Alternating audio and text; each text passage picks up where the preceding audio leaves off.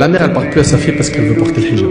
Et elle la menace. Ou son père, il lui dit Wallah al-azim, tu portes le hijab. Et d'ailleurs, pour information, on a plus de sœurs qui souffrent parce qu'elles veulent porter le hijab et leurs parents refusent que de sœurs qui reçoivent une imposition de leur famille pour porter le hijab. Ouvrez bien vos yeux, ok, sur ce sujet. Et nous, on sait de quoi on parle. J'en reçois très rarement. Je pense même pouvoir dire que j'ai pas le souvenir du tout. Ça fait plus de 10 ans que je suis sur le terrain d'avoir entendu mon père m'a obligé. Par contre, le retour malheureusement négatif, c'est je veux le porter, mon père, ma mère me menacent. Vous m'entendez?